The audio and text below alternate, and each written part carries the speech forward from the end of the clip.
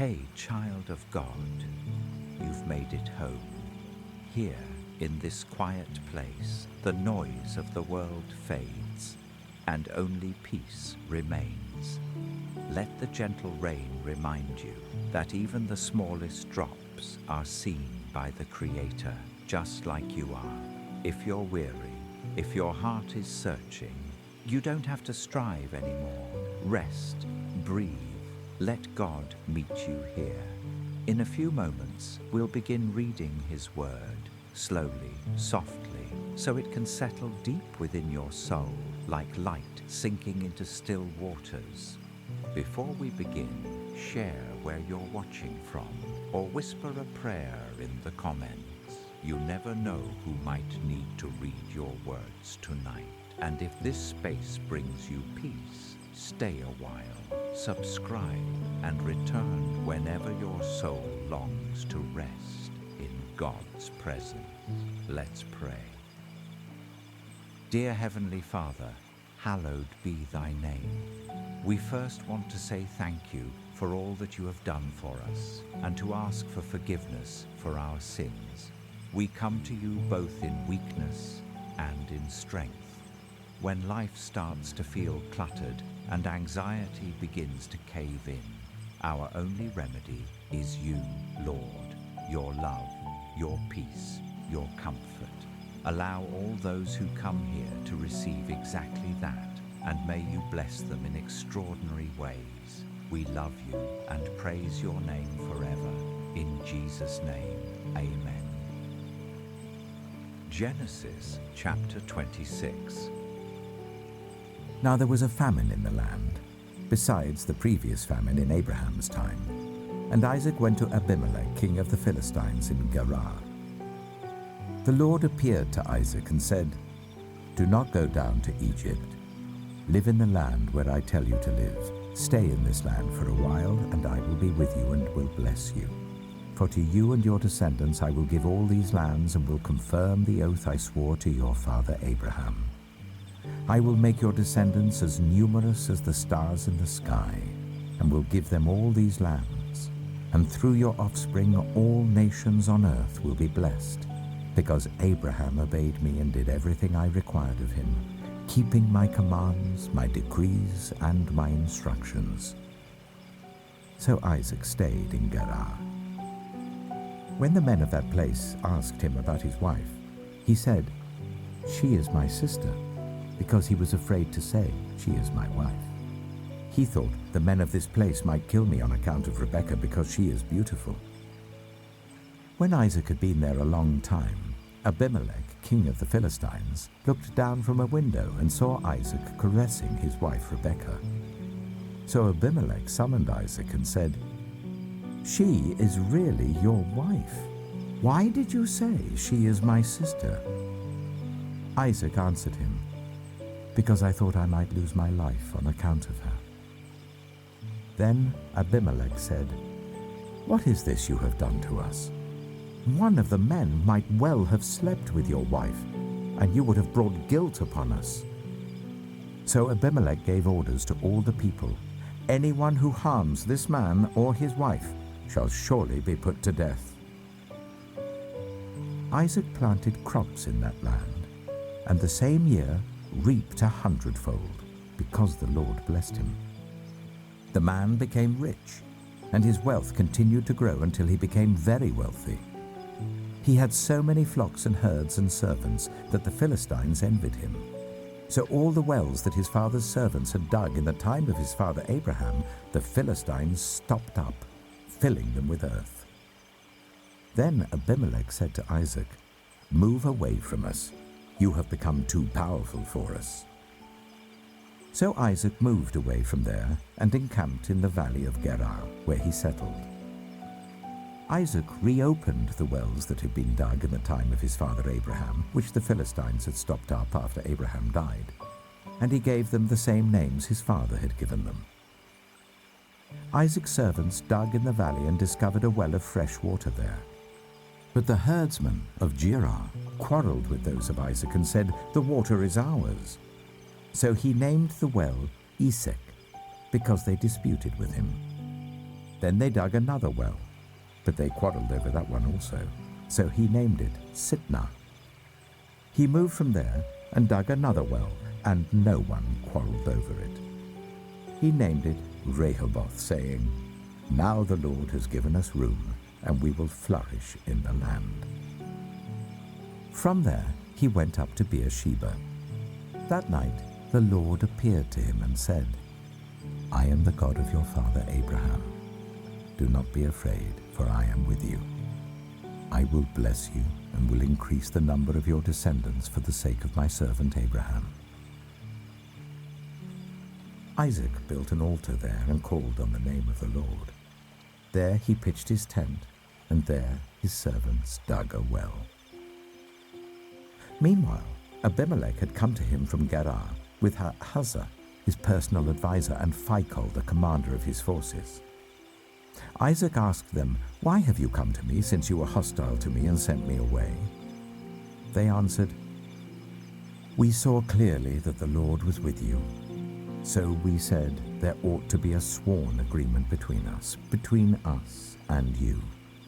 Let us make a treaty with you, that you will do us no harm, just as we did not harm you, but always treated you well and sent you away peacefully. And now you are blessed by the Lord." Isaac then made a feast for them, and they ate and drank. Early the next morning the men swore an oath to each other. Then Isaac sent them on their way, and they went away peacefully. That day Isaac's servants came and told him about the well they had dug. They said, "We've found water." He called it Sheba, and to this day the name of the town has been Beersheba. When Esau was 40 years old, he married Judith, daughter of Beeri the Hittite, and also Basemath, daughter of Elon the Hittite. They were a source of grief to Isaac and Rebekah. Genesis chapter 27.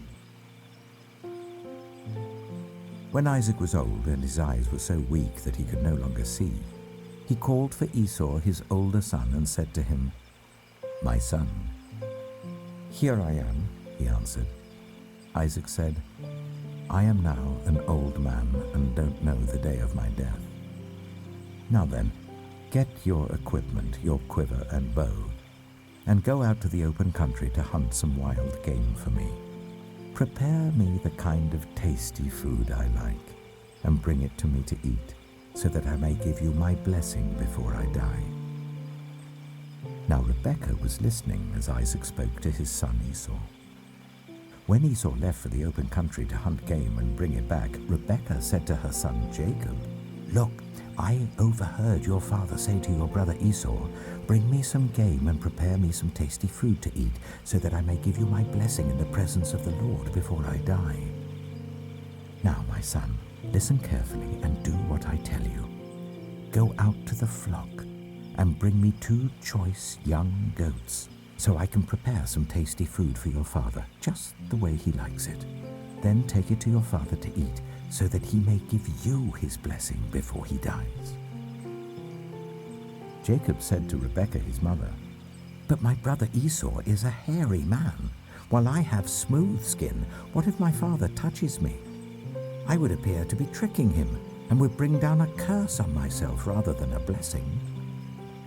His mother said to him, "My son, let the curse fall on me. Just do what I say. Go and get them for me." So he went and got them and brought them to his mother, and she prepared some tasty food, just the way his father liked it. Then Rebekah took the best clothes of Esau, her older son, which she had in the house, and put them on her younger son Jacob. She also covered his hands and the smooth part of his neck with the goat skins. Then she handed to her son Jacob the tasty food and the bread she had made. He went to his father and said, "My father?" "Yes, my son," he answered. "Who is it?" Jacob said to his father, "I am Esau, your firstborn. I have done as you told me. Please sit up and eat some of my game, so that you may give me your blessing." Isaac asked his son, "How did you find it so quickly, my son?" "The Lord your God gave me success," he replied. Then Isaac said to Jacob, "Come near so I can touch you, my son, to know whether you really are my son Esau or not." Jacob went close to his father Isaac, who touched him and said, "The voice is the voice of Jacob, but the hands are the hands of Esau." He did not recognize him, for his hands were hairy like those of his brother Esau, so he proceeded to bless him. "Are you really my son Esau?" he asked. "I am," he replied. Then he said, "My son, bring me some of your game to eat, so that I may give you my blessing." Jacob brought it to him, and he ate, and he brought some wine, and he drank. Then his father Isaac said to him, "Come here, my son, and kiss me." So he went to him and kissed him. When Isaac caught the smell of his clothes, he blessed him and said, "Ah, the smell of my son is like the smell of a field that the Lord has blessed. May God give you heaven's dew and earth's richness, an abundance of grain and new wine. May nations serve you and peoples bow down to you. Be Lord over your brothers, and may the sons of your mother bow down to you.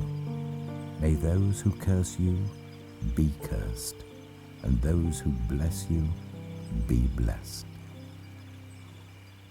After Isaac finished blessing him, and Jacob had scarcely left his father's presence, his brother Esau came in from hunting.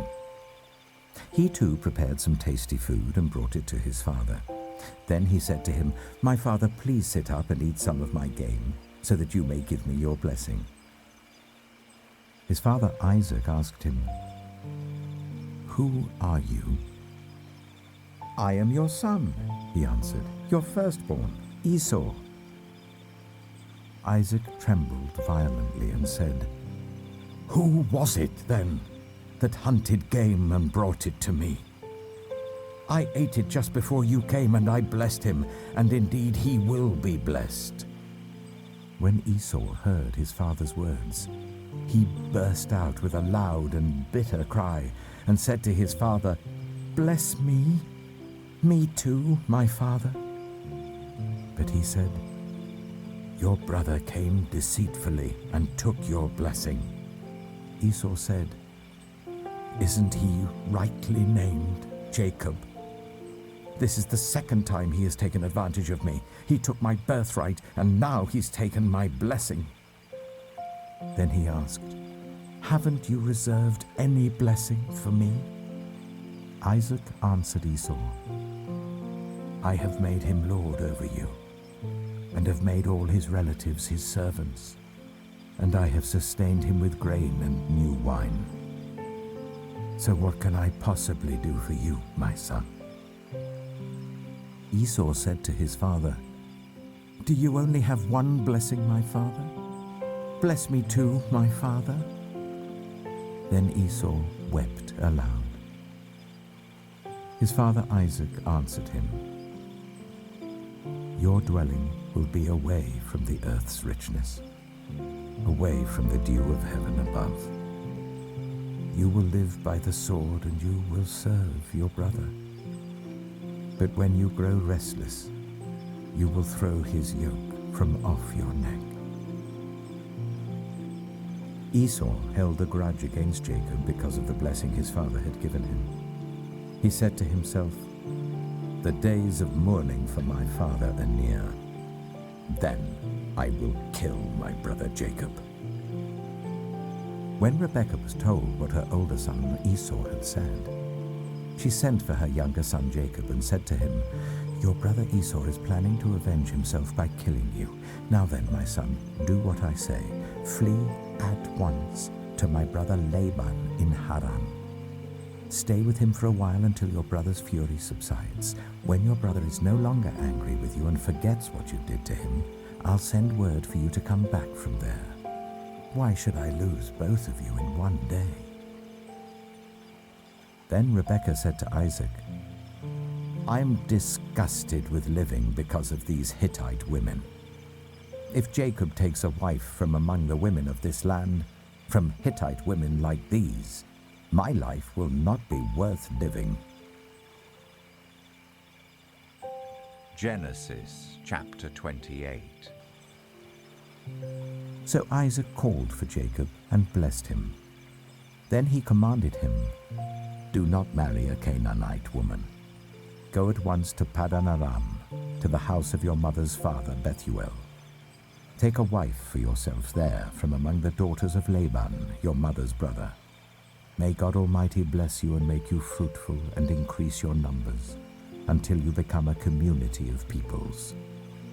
May he give you and your descendants the blessing given to Abraham, so that you may take possession of the land where you now reside as a foreigner, the land God gave to Abraham."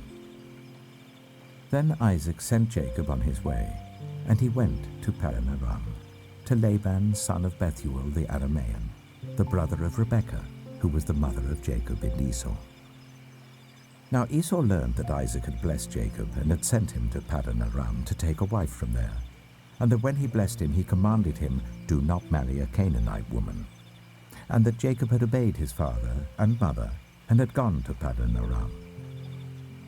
Esau then realized how displeasing the Canaanite women were to his father Isaac. So he went to Ishmael and married Mahalath, the sister of Nebaioth, and daughter of Ishmael, son of Abraham, in addition to the wives he already had. Jacob left Beersheba and set out for Haran. When he reached a certain place, he stopped for the night because the sun had set. Taking one of the stones there, he put it under his head and lay down to sleep. He had a dream in which he saw a stairway resting on the earth with its top reaching to heaven, and the angels of God were ascending and descending on it. There above it stood the Lord, and he said, "I am the Lord, the God of your father Abraham and the God of Isaac. I will give you and your descendants the land on which you are lying. Your descendants will be like the dust of the earth, and you will spread out to the west and to the east, to the north and to the south. All peoples on earth will be blessed through you and your offspring. I am with you and will watch over you wherever you go, and I will bring you back to this land. I will not leave you until I have done what I have promised you." When Jacob awoke from his sleep, he thought, "Surely the Lord is in this place, and I was not aware of it." He was afraid and said, "How awesome is this place! This is none other than the house of God. This is the gate of heaven." Early the next morning, Jacob took the stone he had placed under his head and set it up as a pillar and poured oil on top of it. He called that place Bethel, though the city used to be called Luz. Then Jacob made a vow, saying, "If God will be with me and will watch over me on this journey I am taking, and will give me food to eat and clothes to wear, so that I return safely to my father's household, then the Lord will be my God, and this stone that I have set up as a pillar will be God's house, and of all that you give me, I will give you a tenth." Genesis chapter 29. Then Jacob continued on his journey and came to the land of the eastern peoples. There he saw a well in the open country with 3 flocks of sheep lying near it, because the flocks were watered from that well. The stone over the mouth of the well was large. When all the flocks were gathered there, the shepherds would roll the stone away from the well's mouth and water the sheep. Then they would return the stone to its place over the mouth of the well. Jacob asked the shepherds, "My brothers, where are you from?" "We're from Haran," they replied. He said to them, "Do you know Laban, Nahor's grandson?" "Yes, we know him," they answered. Then Jacob asked them, "Is he well?" "Yes, he is," they said. "And here comes his daughter Rachel with the sheep." "Look," he said, "the sun is still high. It is not time for the flocks to be gathered. "Water the sheep and take them back to pasture." "We can't," they replied, "until all the flocks are gathered and the stone has been rolled away from the mouth of the well. Then we will water the sheep." While he was still talking with them, Rachel came with her father's sheep, for she was a shepherd. When Jacob saw Rachel, daughter of his uncle Laban, and Laban's sheep, he went over and rolled the stone away from the mouth of the well and watered his uncle's sheep. Then Jacob kissed Rachel and began to weep aloud. He had told Rachel that he was a relative of her father and a son of Rebekah. So she ran and told her father. As soon as Laban heard the news about Jacob, his sister's son, he hurried to meet him. He embraced him and kissed him and brought him to his home. And there Jacob told him all these things. Then Laban said to him, "You are my own flesh and blood." After Jacob had stayed with him for a whole month, Laban said to him, "Just because you're a relative of mine, should you work for me for nothing? Tell me what your wages should be." Now Laban had 2 daughters. The name of the older was Leah, and the name of the younger was Rachel. Leah had weak eyes, but Rachel had a lovely figure and was beautiful. Jacob was in love with Rachel and said, "I'll work for you 7 years in return for your younger daughter Rachel." Laban said, "It's better that I give her to you than to some other man. Stay here with me." So Jacob served 7 years to get Rachel, but they seemed like only a few days to him because of his love for her. Then Jacob said to Laban, "Give me my wife. My time is completed, and I want to make love to her." So Laban brought together all the people of the place and gave a feast. But when evening came, he took his daughter Leah and brought her to Jacob, and Jacob made love to her. And Laban gave his servant Zilpah to his daughter as her attendant. When morning came, there was Leah. So Jacob said to Laban, "What is this you have done to me? I served you for Rachel, didn't I? Why have you deceived me?" Laban replied, "It is not our custom here to give the younger daughter in marriage before the older one. Finish this daughter's bridal week. Then we will give you the younger one also in return for another 7 years of work." And Jacob did so. He finished the week with Leah, and then Laban gave him his daughter Rachel to be his wife. Laban gave his servant Bilhah to his daughter Rachel as her attendant. Jacob made love to Rachel also, and his love for Rachel was greater than his love for Leah, and he worked for Laban another 7 years. When the Lord saw that Leah was not loved, he enabled her to conceive, but Rachel remained childless. Leah became pregnant and gave birth to a son. She named him Reuben, for she said, "It is because the Lord has seen my misery. Surely my husband will love me now." She conceived again, and when she gave birth to a son, she said, "Because the Lord heard that I am not loved, he gave me this one too." So she named him Simeon.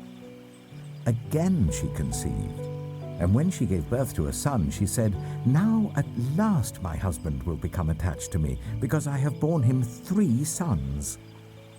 So he was named Levi.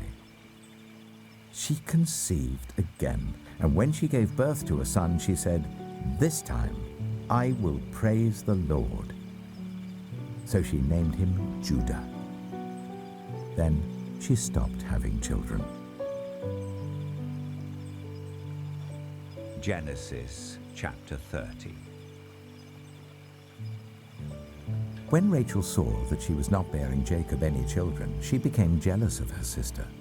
So she said to Jacob, "Give me children or I'll die."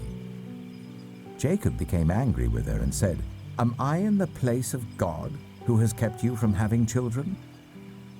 Then she said, "Here is Bilhah, my servant. Sleep with her, so that she can bear children for me, and I too can build a family through her." So she gave him her servant Bilhah as a wife. Jacob slept with her, and she became pregnant and bore him a son. Then Rachel said, "God has vindicated me. He has listened to my plea and given me a son." Because of this, she named him Dan. Rachel's servant Bilhah conceived again and bore Jacob a second son. Then Rachel said, "I have had a great struggle with my sister, and I have won." So she named him Naphtali. When Leah saw that she had stopped having children, she took her servant Zilpah and gave her to Jacob as a wife. Leah's servant Zilpah bore Jacob a son.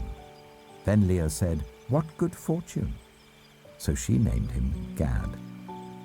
Leah's servant Zilpah bore Jacob a second son. Then Leah said, "How happy I am! The women will call me happy." So she named him Asher. During wheat harvest, Reuben went out into the fields and found some mandrake plants, which he brought to his mother Leah. Rachel said to Leah, "Please give me some of your son's mandrakes." But she said to her, "Wasn't it enough that you took away my husband? Will you take my son's mandrakes too?" "Very well," Rachel said. "He can sleep with you tonight in return for your son's mandrakes." So when Jacob came in from the fields that evening, Leah went out to meet him. "You must sleep with me," she said. "I have hired you with my son's mandrakes."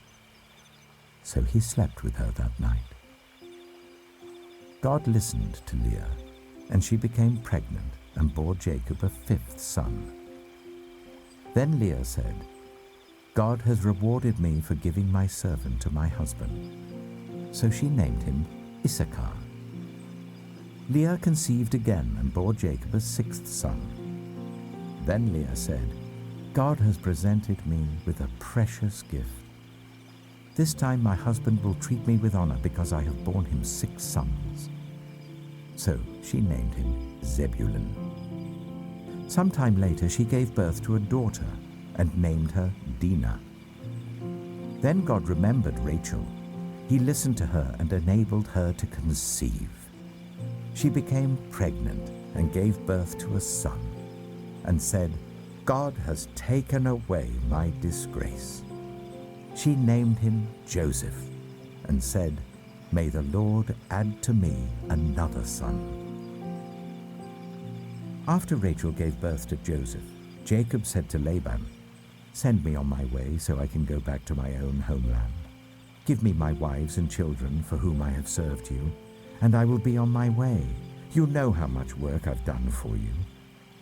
But Laban said to him, "If I have found favor in your eyes, please stay. I have learned by divination that the Lord has blessed me because of you." He added, "Name your wages, and I will pay them." Jacob said to him, "You know how I have worked for you, and how your livestock has fared under my care. The little you had before I came has increased greatly, and the Lord has blessed you wherever I have been. But now, when may I do something for my own household?" "What shall I give you?" he asked. "Don't give me anything," Jacob replied. "But if you will do this one thing for me, I will go on tending your flocks and watching over them.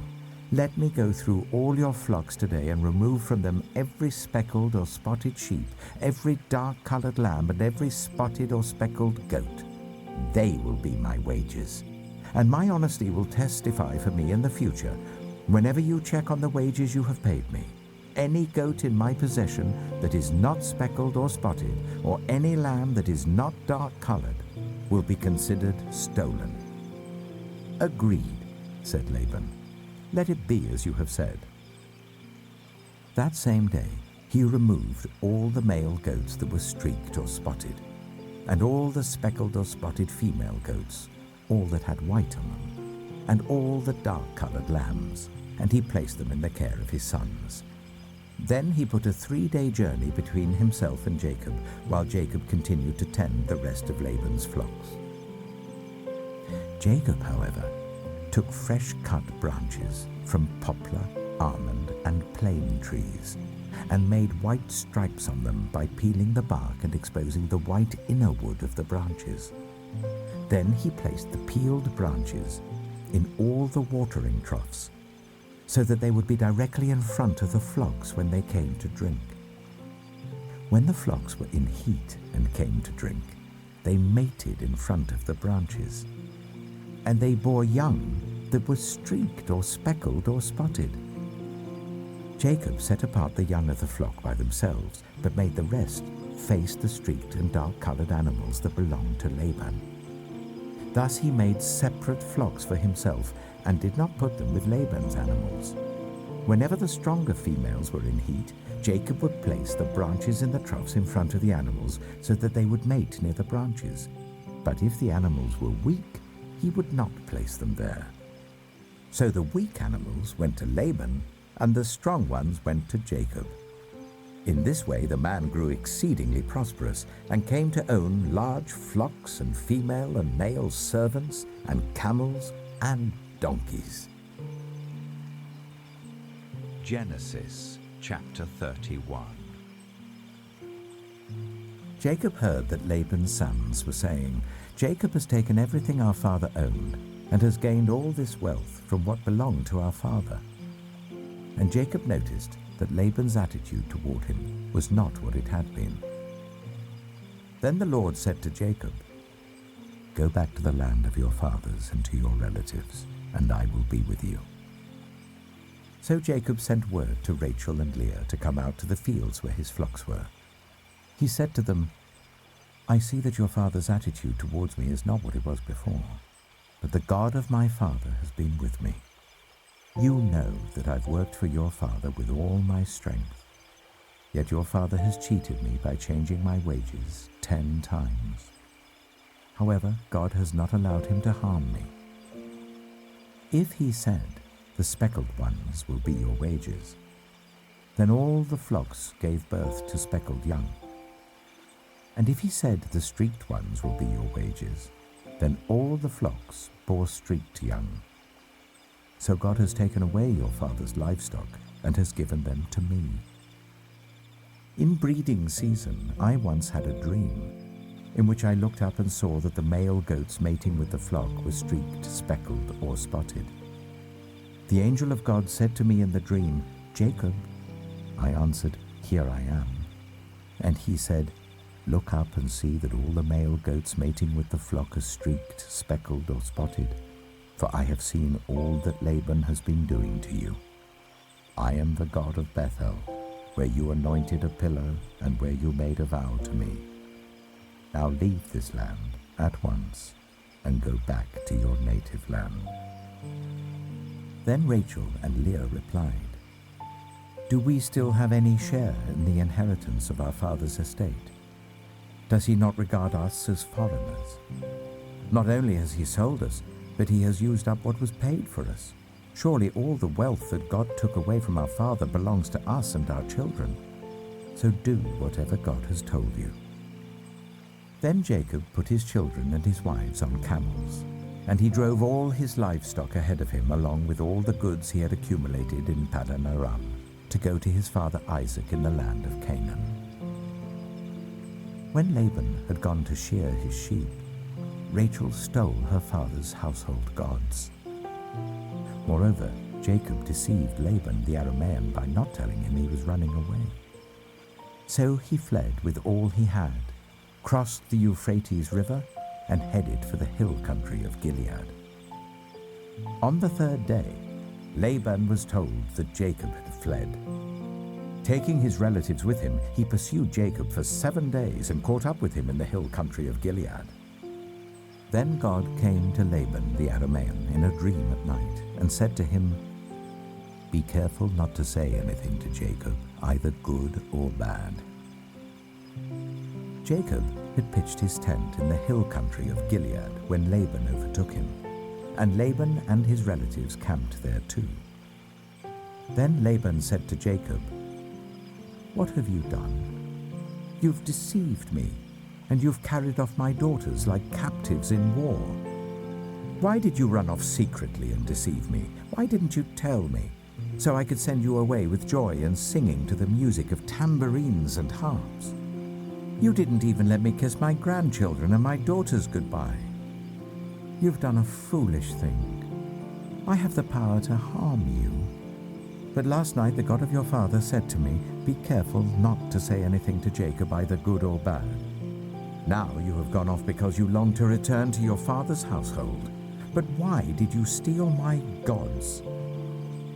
Jacob answered Laban, I was afraid, because I thought you would take your daughters away from me by force.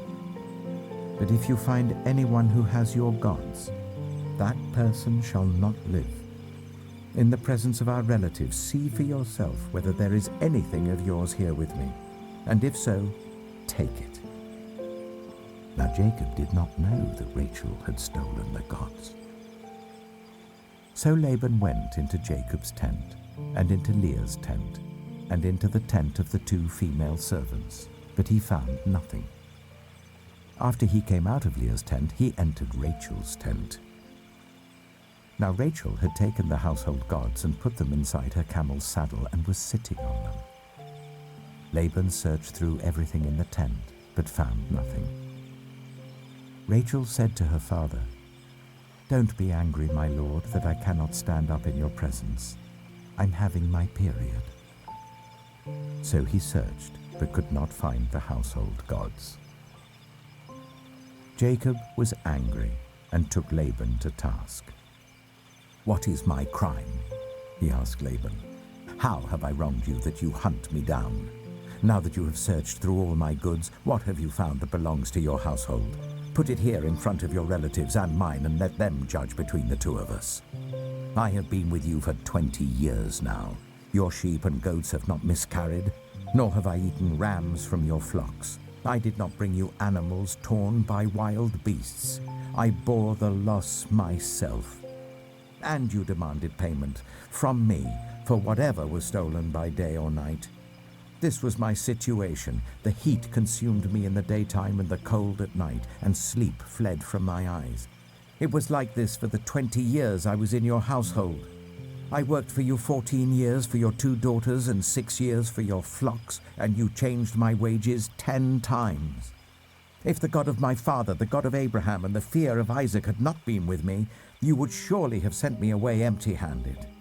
But God has seen my hardship and the toil of my hands, and last night he rebuked you.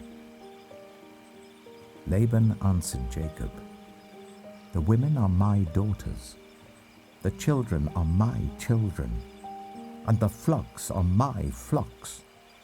All you see is mine. Yet what can I do today about these daughters of mine, or about the children they have borne? Come now, let's make a covenant, you and I, and let it serve as a witness between us. So Jacob took a stone and set it up as a pillar. He said to his relatives, Gather some stones. So they took stones and piled them in a heap, and they ate there by the heap. Laban called it Jigar-Sehadutha, and Jacob called it Gilead. Laban said, This heap is a witness between you and me today. That is why it was called Gilead. It was also called Mizpah, because he said, May the Lord keep watch between you and me when we are away from each other. If you ill-treat my daughters, or if you take any wives besides my daughters, even though no one is with us, remember that God is a witness between you and me. Laban also said to Jacob, Here is this heap, and here is the pillar I have set up between you and me. This heap is a witness, and this pillar is a witness, that I will not go past this heap to your side to harm you, and that you will not go past this heap and pillar to my side to harm me. May the God of Abraham and the God of Nahor, the God of their father, judge between us.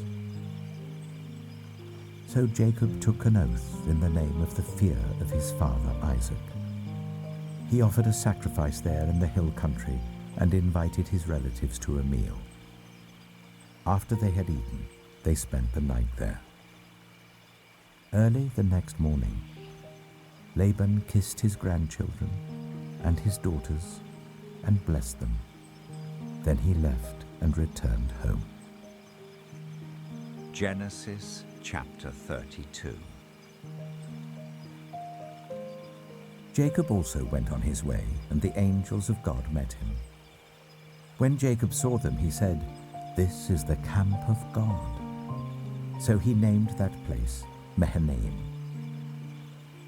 Jacob sent messengers ahead of him to his brother Esau in the land of Seir, the country of Edom. He instructed them, "This is what you are to say to my lord Esau.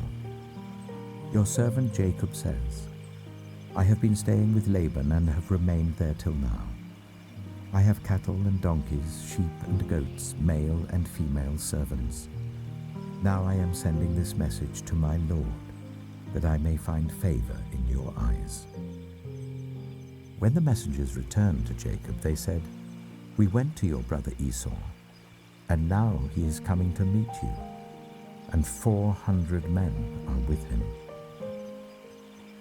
In great fear and distress, Jacob divided the people who were with him into 2 groups, and the flocks and herds and camels as well. He thought, if Esau comes and attacks one group, the group that is left may escape. Then Jacob prayed, "O God of my father Abraham, God of my father Isaac, Lord, you who said to me, 'Go back to your country and your relatives, and I will make you prosper.' I am unworthy of all the kindness and faithfulness you have shown your servant. I had only my staff when I crossed this Jordan, but now I have become 2 camps. Save me, I pray, from the hand of my brother Esau, for I am afraid he will come and attack me, and also the mothers with their children.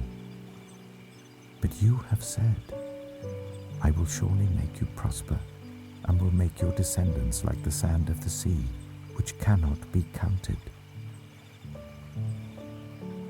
He spent the night there, and from what he had with him, he selected a gift for his brother Esau: 200 female goats and 20 male goats, 200 ewes and 20 rams, 30 female camels with their young, 40 cows and 10 bulls, and 20 female donkeys and 10 male donkeys. He put them in the care of his servants, each herd by itself, and said to his servants, "Go ahead of me, and keep some space between the herds." He instructed the one in the lead, "When my brother Esau meets you and asks, 'Who do you belong to and where are you going, and who owns all these animals in front of you?' then you are to say, 'They belong to your servant Jacob. They are a gift sent to my lord Esau, and he is coming behind us.'" He also instructed the second, the third, and all the others who followed the herds, "You are to say the same thing to Esau when you meet him, and be sure to say, 'Your servant Jacob is coming behind us.' For he thought, 'I will pacify him with these gifts I'm sending on ahead. Later, when I see him, perhaps he will receive me.' So Jacob's gifts went on ahead of him, but he himself spent the night in the camp. That night Jacob got up and took his 2 wives, his 2 female servants, and his 11 sons, and crossed the ford of the Jabbok. After he had sent them across the stream, he sent over all his possessions. So Jacob was left alone, and a man wrestled with him till daybreak. When the man saw that he could not overpower him, he touched the socket of Jacob's hip, so that his hip was wrenched as he wrestled with the man. Then the man said, "Let me go, for it is daybreak." But Jacob replied, "I will not let you go, unless you bless me." The man asked him, "What is your name?" "Jacob," he answered. Then the man said, "Your name will no longer be Jacob, but Israel, because you have struggled with God and with humans and have overcome." Jacob said, "Please tell me your name." But he replied, "Why do you ask my name?" Then he blessed him there. So Jacob called the place Peniel, saying, "It is because I saw God face to face, and yet my life was spared." The sun rose above him as he passed Peniel, and he was limping because of his hip. Therefore to this day the Israelites do not eat the tendon attached to the socket of the hip, because the socket of Jacob's hip was touched near the tendon. Genesis chapter 33. Jacob looked up, and there was Esau, coming with his 400 men. So he divided the children among Leah, Rachel, and the 2 female servants. He put the female servants and their children in front, Leah and her children next, and Rachel and Joseph in the rear. He himself went on ahead and bowed down to the ground 7 times as he approached his brother. But Esau ran to meet Jacob and embraced him. He threw his arms around his neck and kissed him, and they wept. Then Esau looked up and saw the women and children. "Who are these with you?" he asked. Jacob answered, "They are the children God has graciously given your servant." Then the female servants and their children approached and bowed down. Next Leah and her children came and bowed down. Last of all came Joseph and Rachel, and they too bowed down. Esau asked, "What's the meaning of all these flocks and herds I met?" "To find favor in your eyes, my lord," he said. But Esau said, "I already have plenty, my brother. Keep what you have for yourself." "No, please," said Jacob. "If I have found favor in your eyes, accept this gift from me. For to see your face is like seeing the face of God now that you have received me favorably. Please accept the present that was brought to you, for God has been gracious to me, and I have all I need." And because Jacob insisted, Esau accepted it. Then Esau said, "Let us be on our way. I'll accompany you."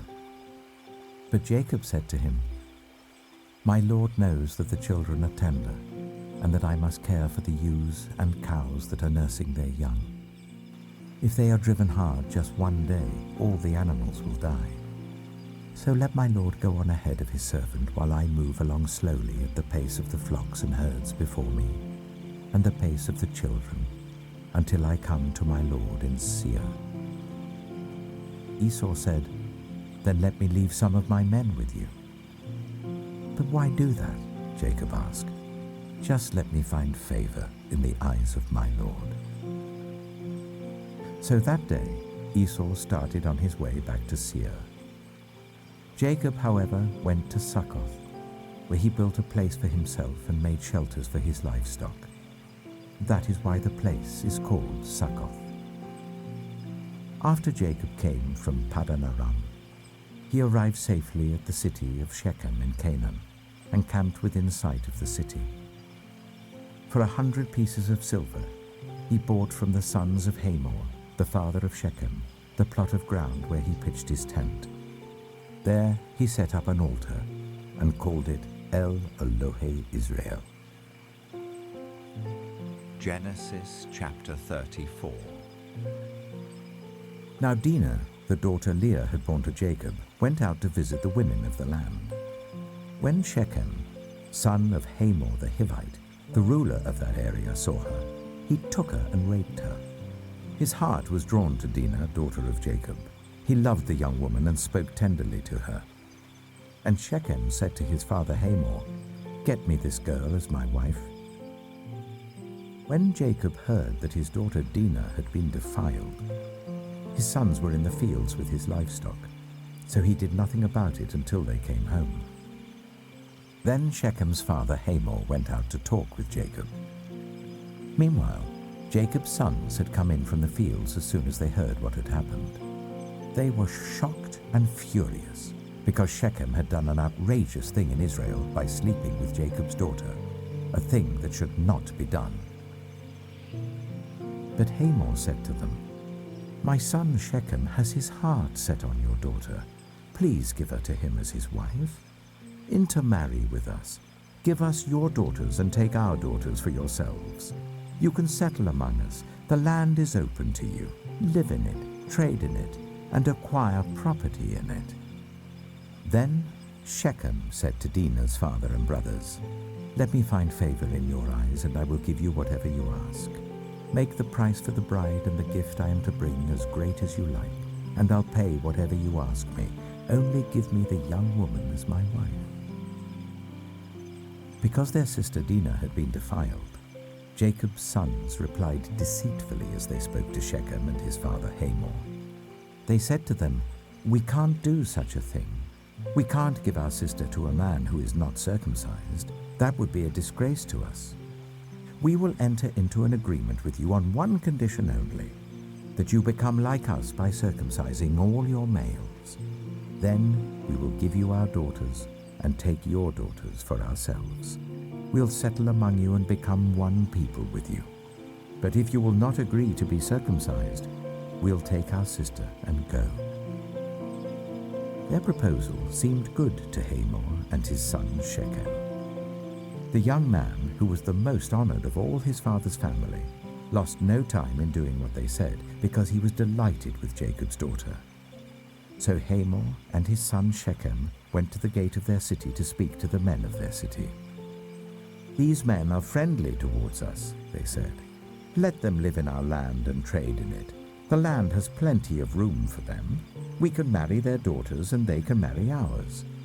But the men will agree to live with us as one people only on the condition that our males be circumcised as they themselves are.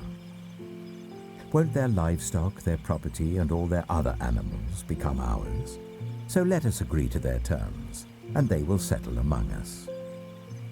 All the men who went out of the city gate agreed with Hamor and his son Shechem, and every male in the city was circumcised. 3 days later, while all of them were still in pain, 2 of Jacob's sons, Simeon and Levi, Dinah's brothers, took their swords and attacked the unsuspecting city, killing every male.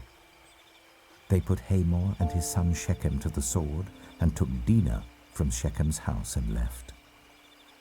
The sons of Jacob came upon the dead bodies and looted the city where their sister had been defiled. They seized their flocks and herds and donkeys and everything else of theirs in the city and out in the fields. They carried off all their wealth and all their women and children, taking as plunder everything in the houses. Then Jacob said to Simeon and Levi, "You have brought trouble on me by making me obnoxious to the Canaanites and the Perizzites, the people living in this land. We are few in number, and if they join forces against me and attack me, I and my household will be destroyed." But they replied, "Should he have treated our sister like a prostitute?" Genesis chapter 35. Then God said to Jacob, "Go up to Bethel and settle there, and build an altar there to God, who appeared to you when you were fleeing from your brother Esau." So Jacob said to his household and to all who were with him, "Get rid of the foreign gods you have with you and purify yourselves and change your clothes. Then come, let us go up to Bethel, where I will build an altar to God, who answered me in the day of my distress, and who has been with me wherever I have gone." So they gave Jacob all the foreign gods they had, and the rings in their ears, and Jacob buried them under the oak at Shechem. Then they set out, and the terror of God fell on the towns all around them, so that no one pursued them. Jacob and all the people with him came to Luz, that is Bethel, in the land of Canaan. There he built an altar, And he called the place El Bethel, because it was there that God revealed himself to him when he was fleeing from his brother. Now Deborah, Rebekah's nurse, died and was buried under the oak outside Bethel. So it was named Allon Bacuth. After Jacob returned from Paddan Aram, God appeared to him again and blessed him. God said to him, "Your name is Jacob, but you will no longer be called Jacob. Your name will be Israel." So he named him Israel. And God said to him, "I am God Almighty. Be fruitful and increase in number. A nation and a community of nations will come from you, and kings will be among your descendants. The land I gave to Abraham and Isaac I also give to you, and I will give this land to your descendants after you." Then God went up from him at the place where he had talked with him. Jacob set up a stone pillar at the place where God had talked with him, and he poured out a drink offering on it. He also poured oil on it. Jacob called the place where God had talked with him Bethel. Then they moved on from Bethel. While they were still some distance from Ephraim, Rachel began to give birth and had great difficulty. And as she was having great difficulty in childbirth, the midwife said to her, "Don't despair, for you have another son." As she breathed her last, for she was dying, she named her son Ben-Oni, but his father named him Benjamin.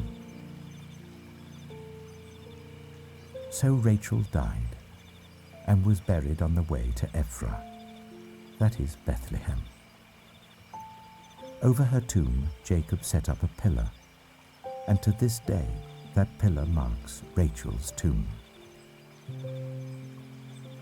Israel moved on again and pitched his tent beyond Migdal-Eder. While Israel was living in that region, Reuben went in and slept with his father's concubine Bilhah, and Israel heard of it. Jacob had 12 sons. The sons of Leah: Reuben, the firstborn of Jacob, Simeon, Levi, Judah, Issachar, and Zebulun. The sons of Rachel: Joseph and Benjamin. The sons of Rachel's servant Bilhah: Dan and Naphtali. The sons of Leah's servant Zilpah: Gad and Asher. These were the sons of Jacob who were born to him in Paddan Aram. Jacob came home to his father Isaac in Mamre, near Kiriath Arba, that is Hebron, where Abraham and Isaac had stayed. Isaac lived 180 years. Then he breathed his last and died, and was gathered to his people, old and full of years. And his sons Esau and Jacob buried him. Genesis chapter 36. This is the account of the family line of Esau, that is, Edom. Esau took his wives from the women of Canaan: Adah, daughter of Elon the Hittite, and Aholibamah, daughter of Anah and granddaughter of Zibeon the Hittite, and Basemath, daughter of Ishmael and sister of Nebaioth. Adah bore Eliphaz to Esau, Basemath bore Ruel, and Aholibamah bore Jeush, Jalem, and Korah. These were the sons of Esau who were born to him in Canaan. Esau took his wives and sons and daughters and all the members of his household, as well as his livestock and all his other animals and all the goods he had acquired in Canaan, and moved to a land some distance from his brother Jacob. Their possessions were too great for them to remain together. The land where they were staying could not support them both because of their livestock. So Esau, that is Edom, settled in the hill country of Seir. This is the account of the family line of Esau, the father of the Edomites, in the hill country of Seir. These are the names of Esau's sons: Eliphaz, the son of Esau's wife Adah, and Reuel, the son of Esau's wife Basemath. The sons of Eliphaz: Teman, Omar, Zepho, Gatim, and Kenaz.